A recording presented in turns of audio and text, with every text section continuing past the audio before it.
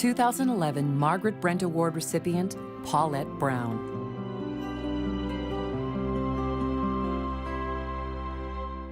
Growing up in Baltimore, the youngest of 4 children, Paulette Brown was taught by her father that there were no girl jobs and no boy jobs. Her mother, whom she describes as one tough cookie, inspired her and her siblings to stand up not only for themselves, but also for what is right. These early lessons in equity and self-reliance helped shape Paulette Brown into a woman who has dedicated her life to breaking down barriers. Paulette Brown is a successful employment and commercial attorney and a nationally recognized advocate for the rights of women and women of color. She has successfully litigated a wide variety of cases involving class actions, sexual harassment, and age, racial, and marital status discrimination. She is a partner at Edwards, Angel, Palmer & Dodge, and its first diversity officer. Helping others has always been her goal, and when she enrolled at Howard University in 1969, Paulette intended to become a social worker. By chance, she became roommates with 2 other women who were pursuing a legal career, who convinced her that she would make a greater impact as an attorney. Her time at Howard was extremely formative, with well-known attorneys teaching law-related courses. When Paulette ran for and was elected president of her junior class, she began to focus her attention on how to affect social change.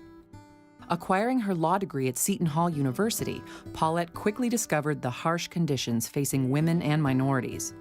Even her career counselor suggested that her employment options were limited to working for legal services or the public defender's office. Paulette has said, "There are so many things that I didn't know when I graduated from law school. I don't think that people should have to go through what I did." These experiences fueled in her a fierce determination to change these inequities. Paulette spent 9 years as in-house counsel to various Fortune 500 corporations, where she was often the only woman and minority. In her court appearances, she would often be asked whether she was the client, the witness, or the court reporter. The first African American in New Jersey to win the Young Lawyer of the Year award from the State Bar Association, she started her own firm in 1984 and later served for 3 years as a municipal court judge in Plainfield. Her dedication to service ranges from being president of the board of her local YWCA, to participating in walks to raise funds for breast cancer, to leading a delegation as president of the National Bar Association that monitored the first democratic elections in South Africa. Paulette co-chaired the ABA Commission on Women in the Profession's 2006 groundbreaking project, Visible Invisibility: Women of Color in Law Firms, which examines the advancement and retention issues among women attorneys of color and the double bind they experience as a result of their gender and race or ethnicity. Paulette has been named as one of the 50 most influential minority attorneys in the United States by the National Law Journal, and the American Bar Association has presented her with the prestigious Spirit of Excellence Award. She has been honored by the National Bar Association with its Equal Justice Award, and most recently, its Gertrude Rush Award. Her son, Dejan, whom she adopted at 8 years old, is the love of her life and another example of her openness and generosity of spirit. An avid gourmet, Paulette likes to invite the world over for dinner, her mother has said. By establishing an ongoing mentoring group, Paulette continues to ensure that the next generation of women will benefit from that voice of experience she never had, and that they will have a seat at the table. For her outstanding contribution to the equitable advancement of women in the law, the American Bar Association Commission on Women in the Profession is proud to present the 2011 Margaret Brent Women Lawyers of Achievement Award to Paulette Brown.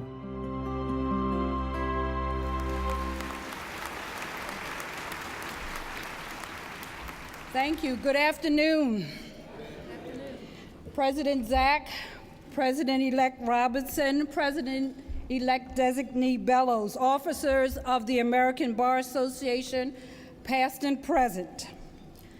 Grace has brought me to this place in time, and grace will carry me forward, and for that, I am eternally grateful. I'd like to congratulate my fellow honorees. I am so honored to share this dais with you. You are truly remarkable women. I would also like to thank the Commission on Women who dared to believe that I am worthy of this prestigious award. I have to tell you that I am one of the most blessed and luckiest people in the world.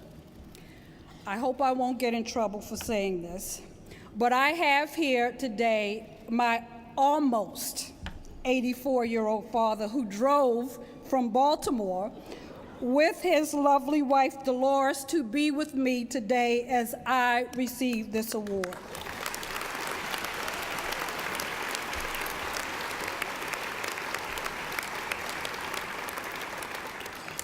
He is half of the reason why I am here, and as you heard on the video, he is a Renaissance man, truly. He taught my siblings and me at a very young age that there are no girl jobs and no boy jobs. My brother had to wash dishes and mop the floor just like we did. Therefore, I have learned that the word no is not an acceptable response. He also gave me my love of cooking. The other half is my mother, who has always been with me every step of the way, but could not be here today because of physical limitations. She is back in Baltimore waiting with bated breath for a detailed account of everything that occurs today. While she never used the specific words, she lives and breathes, to whom much is given, much is expected. It is a message that has resonated with me throughout my life. It does not matter how much or how little anyone has, there is always, always something that we have that we can share with others. I have been surrounded by the love of family and friends, many of whom are here today, including my two sisters, Brenda Forrest and Ann White, friends and staff in my office of modest means who care enough about me to pull together and rent a van to drive to Toronto to be with me to receive this award. I am truly grateful. There are many others who are here with me in spirit, including my son, who could not be here because of his work schedule, and he needs to work.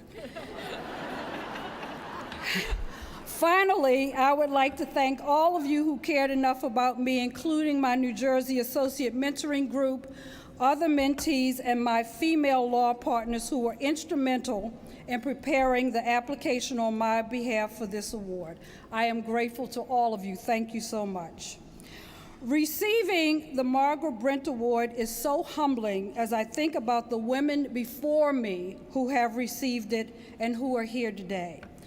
I am likewise humbled at the thought of the women who exemplify the spirit and essence of Margaret Brent, but may not ever receive this award because they don't have the opportunity to have their good works exposed.